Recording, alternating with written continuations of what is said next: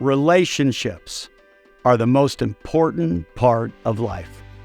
Done right, relationships are the best part of life. Done poorly, relationships are often the most painful part of life. The best relationships require the best conversations. Conversations done best build trust, create understanding, and take us one step closer to our shared destination, personal and professional best.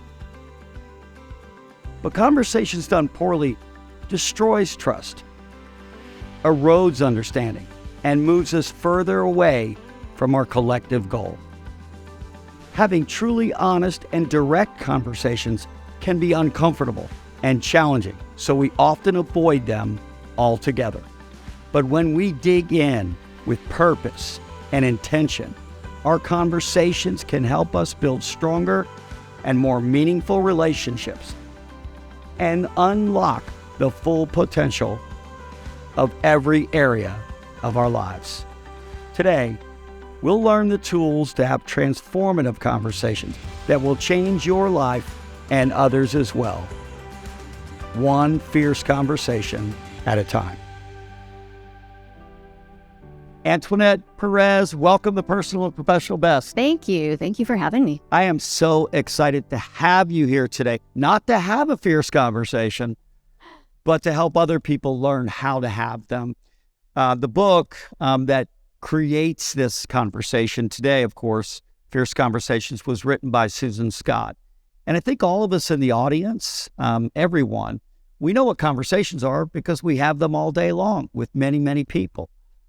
And we also all kind of know the definition of fierce, but just to update everyone, it's having or displaying an intense or ferocious aggressiveness. So on the surface, fierce conversation sounds like a bit of a scary thing, and maybe it is in some ways.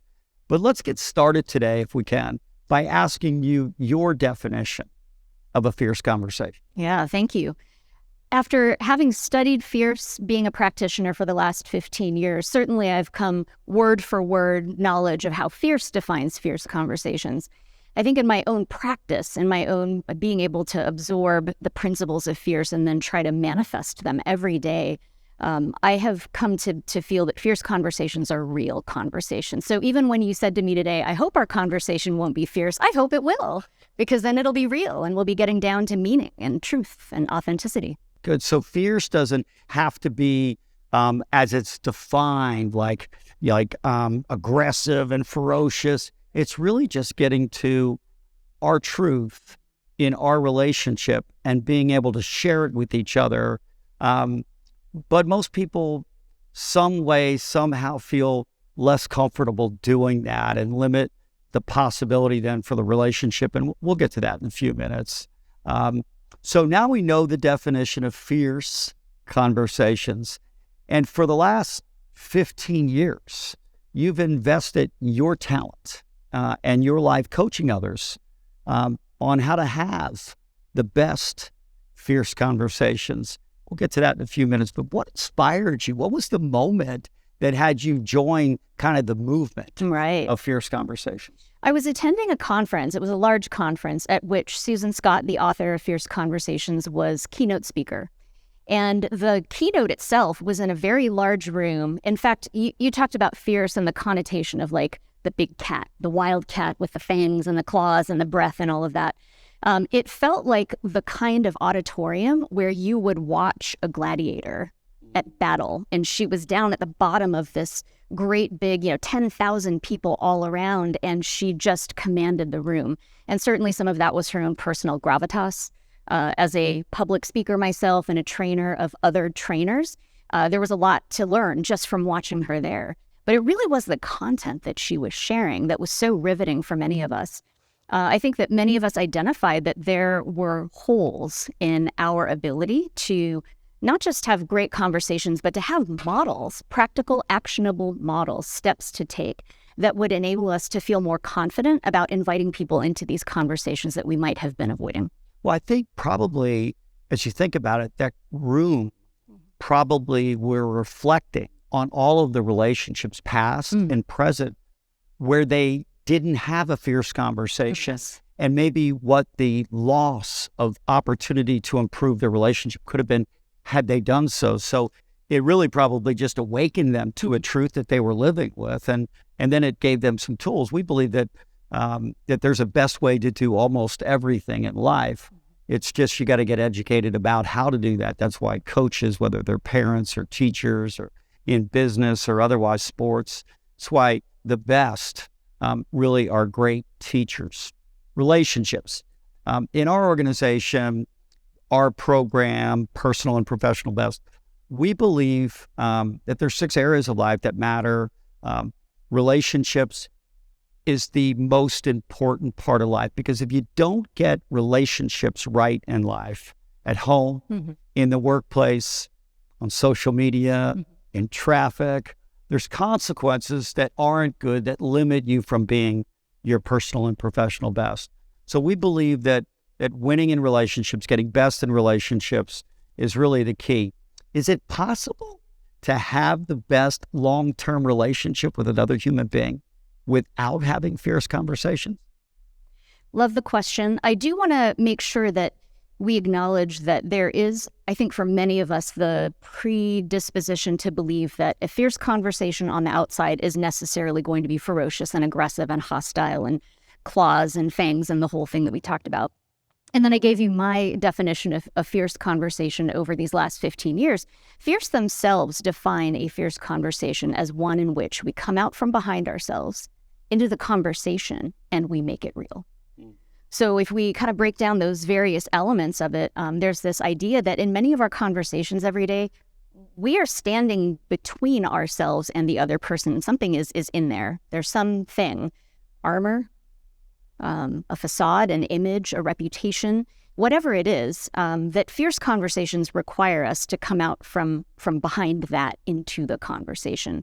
So I feel like that's one critical element that, if we're talking about being our best and building relationships that help everybody achieve their best, I'm not sure that you can do that when you've got this wall, filter, armor, shield, in front of us, in between the other people that we are trying to support and become our best. Is that armored shield, is it defending us about our own feelings? Because, as I process it through the lens of my own life and relationships, it's not always comfortable to come out from there and to share with another human being how you feel, especially if you feel you could be better in a relationship with another human being if they thought a bit different about the relationship, if they acted a bit different in the relationship, if they communicated a bit different. So by its nature, you're kind of getting into this, a bit of confrontation, which can be negative, but it's not negative. It's really just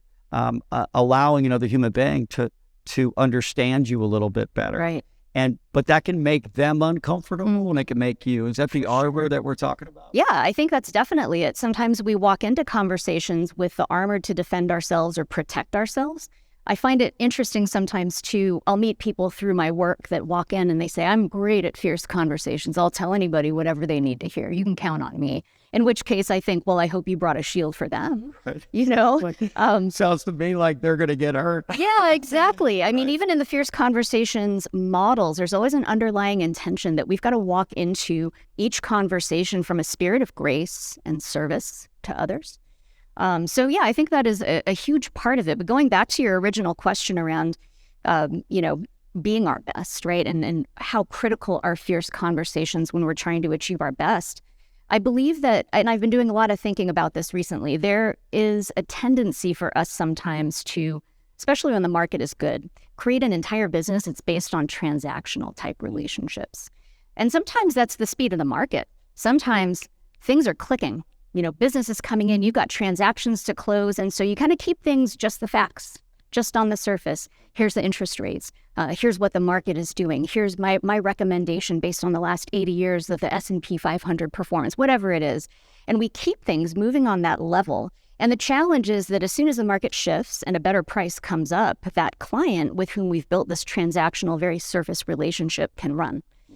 When we take the time to get fierce, to get real, we do so much to build a deeper level of relationship that that is magnetic. It's in a way the way that we are able to build long-term relationships, not just the short-term relationship. I had written down that I felt like, from my way of thinking about it, and I read all of the materials, that for me, a fierce conversation was an attempt to affect the way another might think or act or communicate, so that we can connect at a better level to approach being much better together in a relationship. Yeah. And I think one of the things I was thinking while you were just sharing that is, I usually ask people when I meet them to tell me their story, their life story, because what I know is that their talent and their experiences inform them about almost everything that goes on, the way they think, the way they act, the way they communicate. Right. And to the extent that you know their story, maybe the way to have those conversations, fierce conversations, you are just better to do it. So you can't be transactional. You have to be curious in the relationship and actually invest in the relationship. If fierce conversations are indeed necessary, and they help a relationship get the best, and if we're all trying to be better at relationship and life, why do people tell other people things about another person that they really should be telling to that person to help them get better? Why do they avoid having these conversations, fierce conversations? In the workshop, the full 2-day in-person workshop, we do an exercise where we build a list of all the reasons why we might avoid conversations. And I'm not exaggerating when I tell you it is endless. We could do that list for days and days and days. And of course, after 15 minutes, you start to see the same themes pop up. And one of them certainly is just fear in general. There are many things that we might be able to fear. Some people fear a blowback. Some people fear retribution. Some people fear a person breaking down in front of them in the workplace, and not feeling like they're prepared to handle that. I did some reflection on my own reasons over the years of why I tend to avoid or maybe put off conversations. And I think one of my biggest fears, I've noticed this particularly in the last 10 years, is that I'm adding one more thing onto somebody's shoulders when I know how busy they are and how challenged they are already. And I keep thinking to myself, let me just wait until things are easier for them, and then we'll have that conversation. And of course, what I found over time is that there's never really a great time. And usually by waiting and delaying the conversation, I'm creating a longer chain of complications that end up becoming much more challenging later than if I just ripped off the Band-Aid and had the conversation to begin with. I've always thought about it this way. I have 2 children, and I know you have a child as well. And there can be no almost greater love in your life than when you have a child. You have fierce conversations from the time you can have a conversation. And you do it your entire life, even when they become grown adults, because you know that in that conversation, your motivation as a parent is to help that person become the best version of themselves. And so by avoiding having the conversation, you're leaving some less wisdom in their life that could otherwise help them along the way. So you have no problem having it. And I've always thought, just as a leader, these are indeed children. They're not my children. They're someone else's children. And I owe them the opportunity to have a fierce conversation. So I was sharing with you a little bit earlier, we do surveys every year with our associate population. I actually survey my wife as well every year. So you open yourself up, make yourself vulnerable to that fierce conversation that someone can have with you when you survey. I think most people, as you said earlier, just putting armor up to protect themselves. Maybe they don't want to actually hear what others have to say about them. But that's based on motive, if they don't think people's motives are good. Let me ask this. So we're living our lives and we have an audience here today. When do you know, and how do you identify when we need to have a fierce conversation with another human being? So here's the interesting thing, going back to that keynote that we saw Susan give 15, 16 years ago, all 10,000 of us in the room. She commanded the room, and you could literally through most of the presentation hear a pin drop because we were hanging on every word. And I really believe what was happening in that moment is emblematic of the answer to your question, which is, when do we know we need to have a fierce conversation? Usually it's when we feel it inside. And when Susan gave that keynote, I think there were 10,000 people in there that knew there had been a voice inside of them telling them that there had been some kind of conversation that they should have had at this point, and they'd been ignoring it.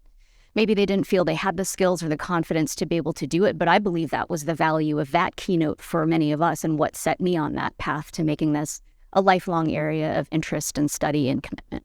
I think what's interesting is that when people know they should have it, right, and are honest with themselves, like that's why they start telling other people, do you know about this?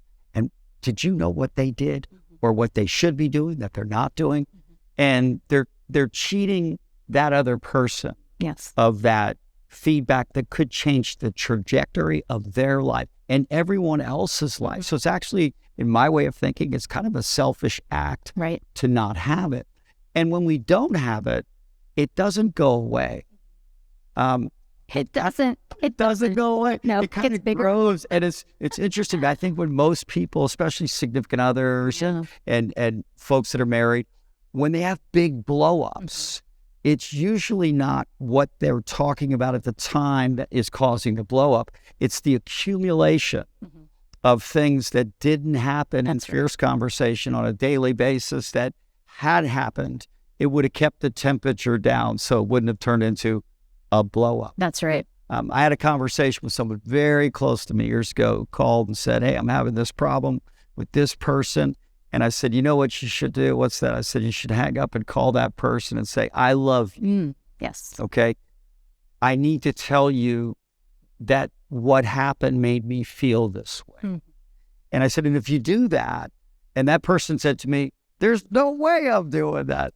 I'm mad at that person. I said, well, every other person in your life right now is getting less of you because you have this other thing going on right now, and you'll lose hours and maybe days and maybe weeks by not having the conversation. And some day down the road, you will indeed have it because you'll need to have it because this relationship happened to be one that wasn't going to go away.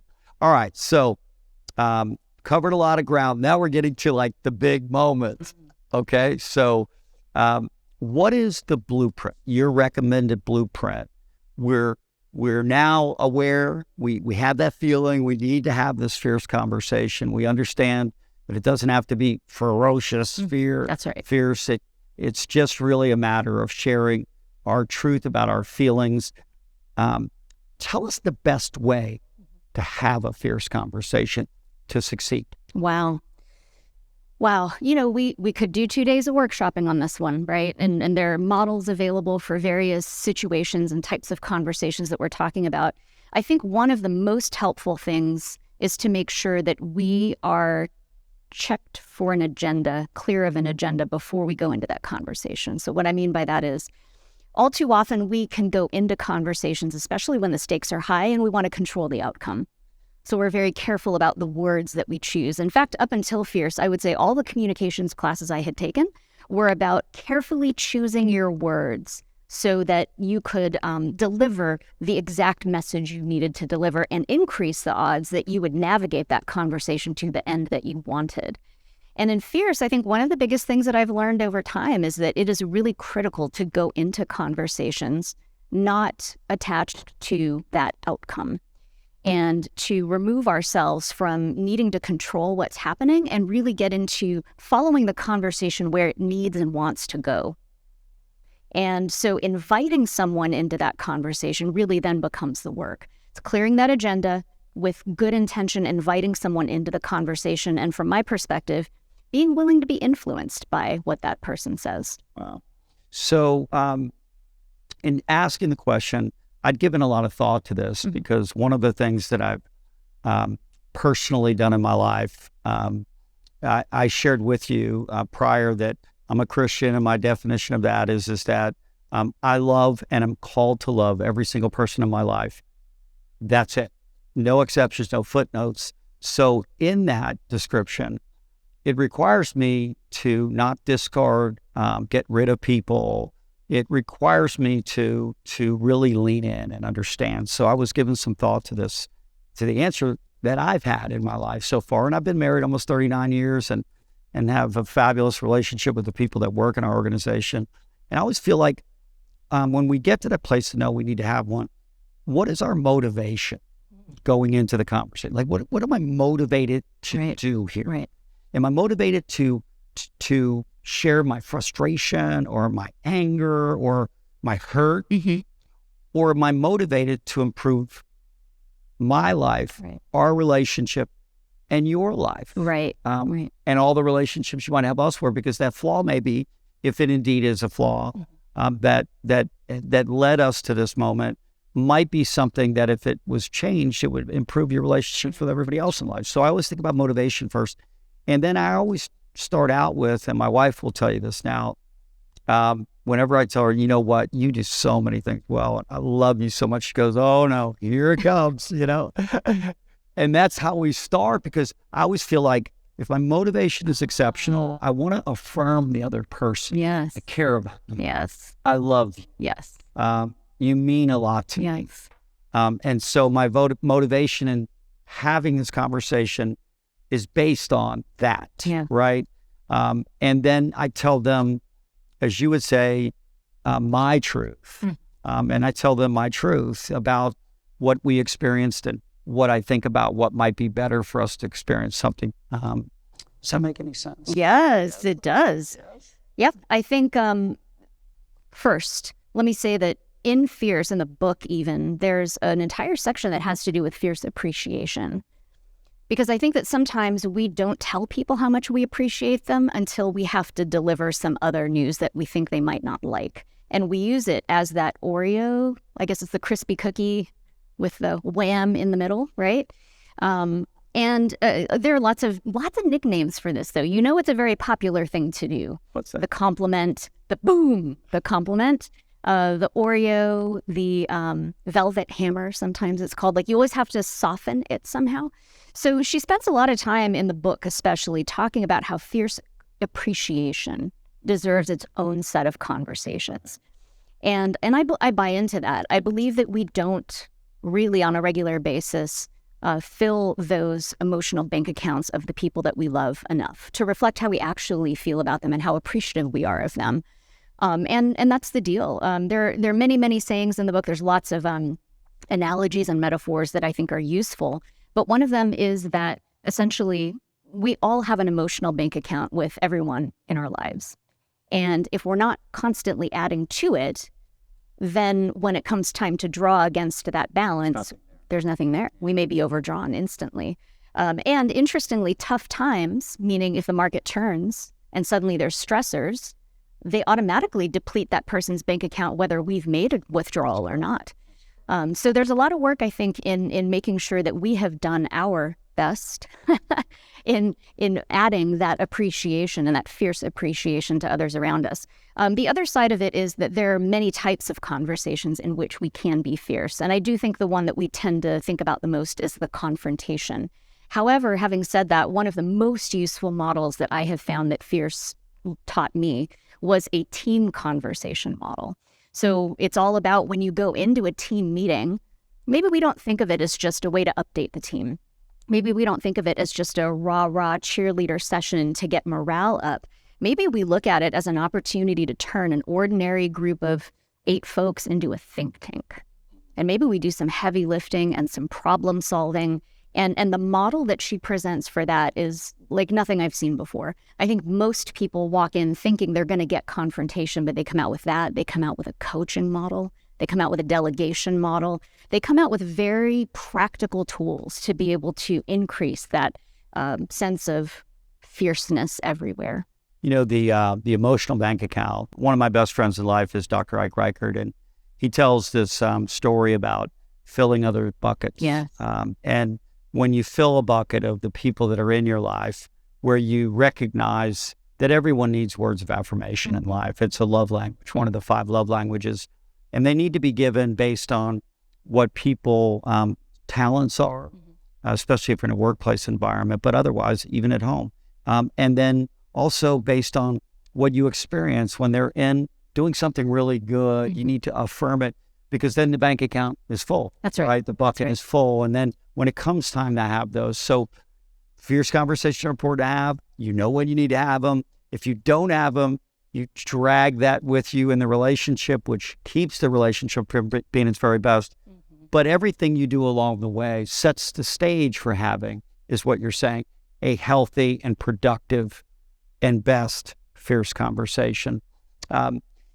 Do you ever recommend that people do fierce conversation in writing as opposed to in conversation? In my personal experience, it is always a second choice, sometimes a distant second choice, to having a, at minimum, voice-to-voice, live, in real-time conversation. And I do believe that face-to-face, in person, is the ideal, always best. There are times when you simply can't. And I know that for myself, I have found myself in times where I'm limited to email, second guessing, taking an emotion down 6 levels, taking another one up, and then just overthinking the whole thing. Oftentimes I will just say, you know what, I bet I can call this person, hey, so-and-so, do you have about 5 or 10 minutes? Let's just go ahead and clear this thing up, make sure we can move forward. It's always better that way. I sometimes recommend it to people doing it in writing to set the stage for the face-to-face, only because if it has so much gravity to it, then sometimes people can read something without reacting to another human being, and they actually then listen because they've read it, right? And you can be specific at the word level then, and then have one. I'm going to ask you another question that I didn't plan on asking you, but now that we're here, how do you be on the other side of a fierce conversation? Yes. Right? Yes. Like, you're going to have one with me. Yeah. And how should we operate there to receive? Yes, you use the word receive. And I appreciate knowing that you're a sports person, because I think you'll get this all over the place. I personally walk through my whole life just feeling like in every interaction, my number one job is to receive what's coming at me.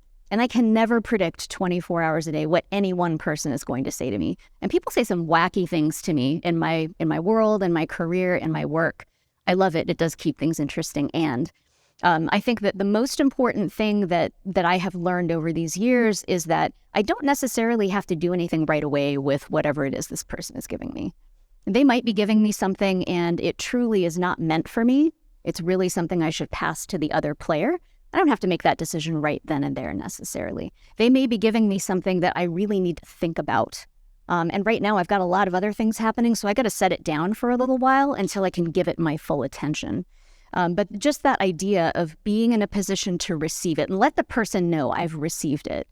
I hear you. This is a lot for me right now. I want to think about it. You're important to me. I need some time to think about it. Can we schedule a time to get back together again and discuss this? Really acknowledging that again, we've allowed this person to influence us in their words.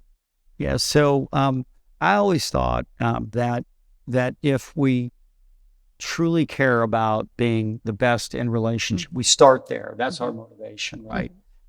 Some relationships just naturally happen really easy. But even those, to get to the place called best, you have to lean in and invest. And you have to both have fierce conversations and be able to receive them. That's right. The way I've always thought about it, I have to have enough humility in life to know that I'm not perfect. And my preferred way of investing in other people's lives may not, I learned this in the love languages, may not actually meet them in the best place for them. And so getting that reminder from another person in a fierce conversation, feedback, can help me not only in that relationship, but in every other relationship that we're having. And I think, relationships, back to the beginning, being the most important part of our life, this topic, I think, is so undervalued. When you think about it, when you're in traffic and someone is doing something crazy and venting amazing amount of anger at you for seemingly nothing, it isn't because of what just happened in traffic. It's because someone either hasn't had a fierce conversation with them, or they had it in a fierce way that wasn't really best. And that person is now hurt. Or that person that is misbehaving in traffic should have had a lot of fierce conversations with others along the way, and they're dragging all that with you, and they just take it out on you in a fierce way. So I think the consequences are substantial. You know, we talked earlier when we were walking around the facility about the world that we live in today and about being for each other, even though we can disagree on issues. Can you finish a fierce conversation and just agree to disagree on something? Oh, yes, I think so. Again, you know, just we as leaders need to have the highest rate of pass completion. Am I using that metaphor well? I'm not a sports person. I'm doing my best with this. I think that's it, right? We need the highest pass completion rate. Everybody needs to know that they can come to us with whatever needs to be said, whatever needs to be dealt with, and that we heard and we're listening and we're allowing ourselves to be influenced by that. So that's it, pass completion rate. Well, you've been a blessing to be here today because we've raised a critical need that exists that is universal in life. If you have a relationship with another human being in life, this was a necessary conversation for all of them to become their very best in their lives, which is exactly what this program is all about. And whether or not it's with your significant others at home, or whether or not it's with your spouse, with your children, whether it's with associates, coworkers in the workplace, with neighbors, friends, other family members, we know that fierce conversations don't have to be fierce. They can be born out of love, a genuine interest to help another person become their best, and also to allow us to become our best by giving away that gift, and also to get better by accepting it when it comes back to us in return. Thanks for being a part today of our program. And thank you, Antoinette, for being here and for sharing your expertise. Thank you for having me. It's been a joy.